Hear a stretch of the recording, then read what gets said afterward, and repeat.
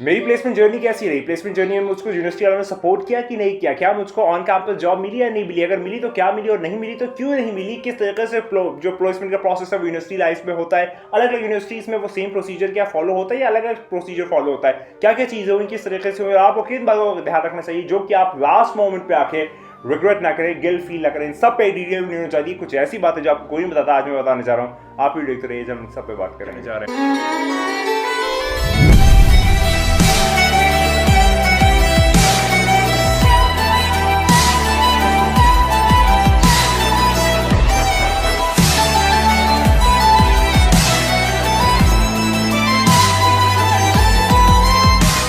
बात स्टार्ट करते हैं तो आज हम लोग बात करने जा रहे हैं कि जो मेरी यूनिवर्सिटी लाइफ में मेरी प्लेसमेंट जर्नी है वो कैसे रही, किस तरीके से रही और क्या चीज़ें उसमें हुई, और प्लेसमेंट में जो जॉब अपॉर्चुनिटी है वो कैसे आती है, कितनी आती है, क्या क्या आती है। इन सब पे एक अच्छी वीडियो, काफ़ी डिटेल वीडियो होना चाहिए और बहुत ज़्यादा ऑनेस्ट ओपिनियन जो है वो मेरा पर्सनली मैं आपके साथ शेयर करने चाह रहा हूँ। इसमें किसी के पास ऊपर मैं कोई क्रिटिसिज्म नहीं करने जा रहा, कोई मैं तहमत नहीं लगाने जा रहा, कोई यहाँ पर मैं किसी को रोस्ट नहीं करने जा रहा। सिर्फ मेरा जो पर्सनल एक्सपीरियंस है, पर्सनल जर्नी जो है मेरे 4 सालों की, मैं लास्ट साल का आज प्लेसमेंट जर्नी के बना रहा हूँ। अगर आप चाहते हैं कि मैंने 4 सालों में क्या क्या किया, क्या इस तरीके से किया, इन सब पे अगर बनाओ तो प्लीज़ आप मुझे कमेंट में बता दीजिएगा। तो स्ट्रेट ऑन द टॉपिक चलते हैं। आज मैं बात करने जा रहा हूँ कि मेरी जो प्लेसमेंट जर्नी है वो कैसे रही, मैंने क्या क्या किया, किस तरीके से किया। तो अगर मैं आपको बताऊं कि जो यूनिवर्सिटी लाइफ थी मेरी वो बहुत ज़्यादा हैपनिंग थी, बहुत ही ज़्यादा अच्छी थी। मैंने सब कुछ किया, पहले साल, दूसरे साल सारे एक्स्ट्रा करिकुलर एक्टिविटीज़ में पार्ट लेना, बहुत ज़्यादा हसल किया, बहुत ज़्यादा मोटिवेटेड रहा, स्टेजेस पे गया, परफॉर्म किया, सब कुछ किया, डिफरेंट क्लब्स में रहा, फ्रेशर्स फुटबॉल टीम का कैप्टन रहा, फर्स्ट ईयर में तो हॉस्टल का इंचार्ज रहा, फिर अलग अलग AI हमारी एक सोसाइटी थी उसमें मैं प्रेसिडेंट था, बहुत सारी चीज़ें की। लेकिन आज हम लोग मिली बात करते हैं अपने प्लेसमेंट जर्नी के ऊपर। तो कुछ इस तरीके से था कि जो प्लेसमेंट सीजन है वो स्टार्ट हो जाता है आपका 7th सेम के एंड में और 8th सेम पूरा। तो 7th सेमेस्टर के एंड में जो है जो प्लेसमेंट सीजन है वो स्टार्ट हो गया था, या फिर आप कह सकते हैं कि कंपनीज का थोड़ा सा आमद-ओ-रफ्त आना जाना जो है वो स्टार्टिंग पॉइंट बन गया था, चीज़ें जो है वो हैपनिंग होने लगी थी। तो उसमें हुआ क्या कि कंपनीज जो है वो नॉर्मली आ रही थी, तो फिर जो फर्स्ट कंपनी थी, जब वो फर्स्ट कंपनी शायद आई थी तो फिर अपने घर आ गया था, कुछ छुट्टी हुई थी एग्जामिनेशन दे के, या फिर एग्जामिनेशन से थोड़ा पहले तो मैं घर आ गया था। तो फिर मैं उसमें जो है वो बैठ नहीं पाया। तो उसमें जो लोग भी बैठे उनका इंटर्नशिप जो है वो इंटर्नशिप के लिए लेने आई थी सिर्फ, तो वो एज अ इंटर्न जो है वो वहाँ पर चले गए। फिर उसके बाद जब मैं वहाँ पहुँचा तो फिर एक कंपनी आई, और वो जो कंपनी है मैं नाम किसी का नहीं लूँगा, लेकिन हाँ वही कंपनी आई और उसमें मैं बैठा। उनका पैकेज जो है वो डिसेंट पैकेज था, ठीक पैकेज था, फाइन पैकेज था, और जो लोकेशन थी वो मोहाली लोकेशन थी, और मेरी यूनिवर्सिटी जो है वो सोलन में बेस्ड है। सोलन जो है वो शहर है शिमला के करीब, चंडीगढ़ शिमला के दरमियान में एक जगह आता है सोलन, वहाँ पर मेरा जो यूनिवर्सिटी है वो लोकेटेड है। और तो वहाँ पर मेरे जो प्लेसमेंट है उसके अंदर देखिए ऐसा तरीका होता है प्लेसमेंट में नॉर्मल कि बहुत सारे बच्चे होते हैं। हमारे यहाँ 92-93 बच्चे थे पूरे बैच में। तो पहले वो लोग एक एग्ज़ाम लेते हैं, वो एक एप्टीट्यूड का एग्जामिनेशन होता है, उसके अंदर MCQs आते हैं, तो आपको वो सॉल्व करने होते हैं। तो 92 में से कुछ शायद 50 के 40 बच्चे जो थे वो उसमें से शॉर्टलिस्ट होके आए, तो उसमें मेरा हो गया था। उसके बाद जो है फिर जो है उसके बाद GD राउंड होता है। जो GD राउंड है उसके लिए फिर शायद 25 बच्चे जो थे वो गए थे, 25 नहीं है कुछ ऐसे ही थे, मतलब 40-45 फिर ऐसे ही कुछ थे। फिर उसमें जो शॉर्टलिस्ट हुए थे वो 25 बच्चे थे जो कि इंटरव्यू के लिए शॉर्टलिस्ट हुए थे, और इंटरव्यू के लिए उनको एक एक करके बुलाया जा रहा था। तो फिर पहले सबको बुलाया गया, मेरा नाम आया ही नहीं उसमें आखिर तक, लेकिन फिर आखिर के 2 में से मेरा एक नाम था, फिर मैं गया।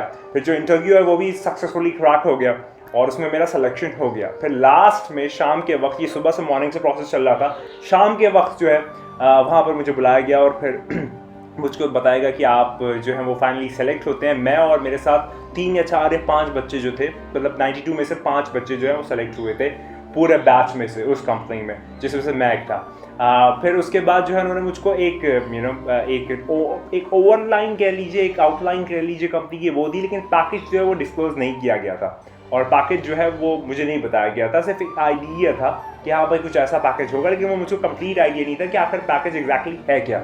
उसके बाद कुछ टाइम बाद जो है उन्होंने अपने ऑफिस मोहाली हमको बुलाया, हम 5 बच्चों को, तो हम लोग यूनिवर्सिटी की तरफ से गए, और वहाँ जाने के बाद थोड़ा सा एक इंट्रोडक्शन हुआ, और इंट्रोडक्शन के बाद जो HR है वो आए, और HR आने के बाद जो है उन्होंने मुझको चीज़ें डिस्क्लोज़ की, और डिस्क्लोज़ करने के बाद बताया कि मार्केट कंडीशन जो है वो कितनी ख़राब है, और कोविड के आने के बाद जो है वो रिसेशन का भी एक माहौल है, इन्फ्लेशन का माहौल है, तो जॉब्स की अपॉर्चुनिटी जो है वो बहुत ज़्यादा नहीं है, लेकिन जो भी हैं वो इंजीनियर्स जो हैं वो फ़ौरन ही ग्रैब कर लेते हैं, चाहे वो पैकेज कम हो या ज़्यादा हो। तो हम लोग जो थे वो शायद 5 बच्चे थे या 6 बच्चे थे, और 6 में से 3 ने वो ऑफ़र एक्सेप्ट नहीं किया था, बाकी लोगों ने कर लिया था। 4 बच्चों ने कर लिया था, 7 बच्चे थे और तीनों ने नहीं किया। 3 में से एक मैं भी था। मैंने वो जॉब ऑफ़र एक्सेप्ट नहीं किया था, मैंने वो एक्सेप्ट नहीं किया था क्योंकि जो पैकेज है वो मुझको बहुत कम लग रहा था, और मुझे लग रहा था कि मेरी ये वर्थ नहीं है और मैं इससे बहुत ज़्यादा वर्थ करता हूँ। और फिर मैंने फैमिली से भी बात की, तो फैमिली में भी यही कहा कि हाँ यार, ये बहुत कम पैकेज है, और अगर तुम टैलेंटेड हो, तुम्हारे पास स्किल सेट है, अगर तुम समझते हो कि हाँ तुम कुछ कर सकते हो, तो तुमको ये वाला पैकेज उठाने की ज़रूरत नहीं है।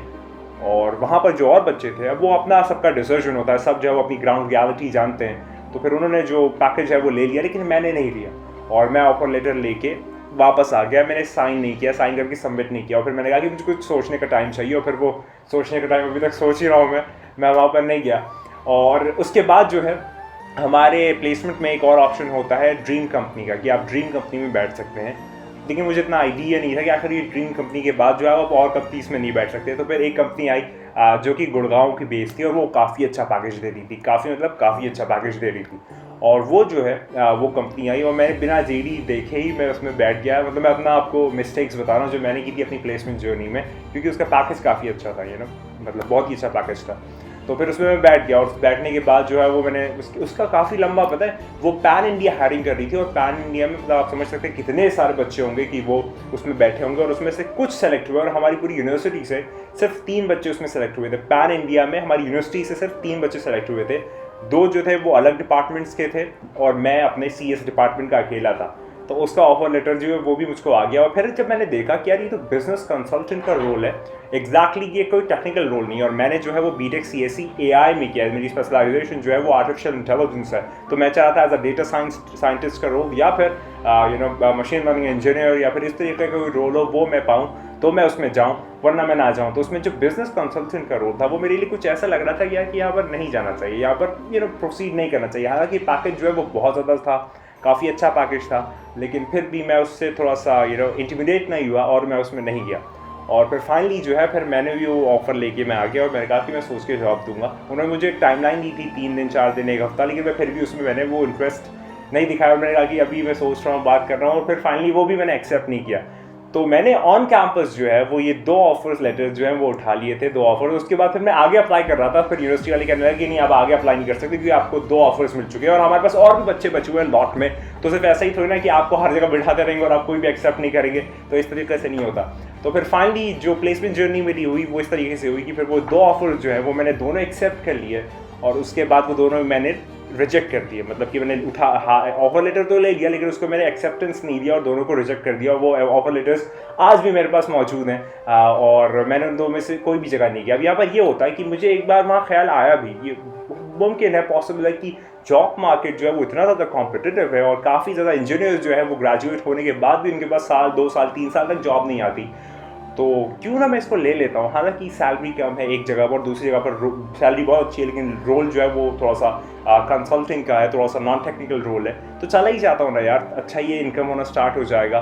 तो ये भी मुझको ख्याल आया था और कई बार आया था, लेकिन उस पर मुझे थोड़ा गिल्ट फील होने ही वाला था। लेकिन ईश्वर ने, परमात्मा ने, भगवान ने, ऊपर वाले ने एक अलग सिस्टम दिखाया, और फिर जो है वो मैं आपको बताऊंगा किसी वीडियो में कि फिर आगे क्या हुआ। लेकिन इस जर्नी में अपनी यूनिवर्सिटी जो प्लेसमेंट जर्नी उसमें ये बताना चाहूँगा कि जब आपको ऐसा फील हो कि नहीं यार इसमें चले जाते हैं, कॉम्प्रोमाइज़ कर लेते हैं, तो कॉम्प्रोमाइज़ मेरे ख्याल से आपको नहीं करना चाहिए। अगर आप में कॉन्फिडेंट है, अगर आपको अपने स्किल सेट, अपने आप पे भरोसा है, अपने आप में आप वो ज़ील और हसल और वो मोटिवेशन रखते हैं कि आप कोई चीज़ कर सकते हैं, तो प्लीज़ आप कॉम्प्रोमाइज़ मत कीजिए। आप बिल्कुल इस ऑफ़र को जाने दीजिए। बहुत सारे ऑफर्स जो है वो और आएंगे। देखिए, एक प्लान ऊपर वाला बनाता है और एक प्लान हम बनाते हैं, लेकिन दोनों में से सक्सेसफुल सिर्फ एक प्लान होता है, और वो प्लान हमारा नहीं, उसका होता है। वो जो प्लान था, जो उसने मेरे लिए डिज़ाइन किया था, जो भी एक चीज़ उसने पूरी की थी, वो मेरे लिए सक्सेसफुली आज अकम्प्लिश हुई। और आज मैं आपको बताऊँ किसी वीडियो में कि करेंटली मैं क्या कर रहा हूँ, किस तरीके से कर रहा हूँ, और क्या वो चीज़ें हैं जो मैं अभी फ़िलहाल कर रहा हूँ, वो कर रहा हूँ कि जो मुझे पसंद है।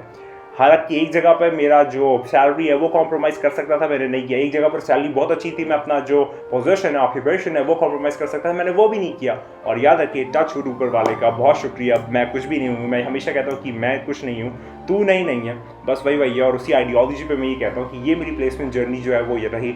और इसके अंदर मैं आपको यही कहूँगा कि जो लोग भी ऐसा सोच रहे हैं यार ये जॉब नहीं मिलेगी, हमें कुछ नहीं आता किस तरीके से, कुछ भी हमारे पास ये जो एक्सपर्टाइज है वो नहीं है, तो ऐसा कुछ नहीं है। आप भरोसा रखिए, कुछ चीज़ें जो है वो कन्वर्ट होती हैं और फिर चीज़ें जो है वो अकम्प्लिश होती है। बस थोड़ा सा टाइम की एक टाइम बाउंडेशन है। किसी ने मौला अली से पूछा कि कोई ऐसा सेंटेंस बताइए कि अगर मैं उसे पढूं और अगर मैं दुखी हूँ तो सुखी हो जाऊँ और अगर सुखी हूँ तो दुखी हो जाऊँ, अगर मैं खुश हूँ तो गमगीन हो जाऊँ, अगर गमगीन हूँ तो खुश हो जाऊँ। तो मौला ने कहा ये वक्त भी गुजर जाएगा, याद रखिए टूटना ही नहीं है, बस वही हो गया। खुदा को याद करो यार, खुदा को याद करो। खुदा हाफिज़।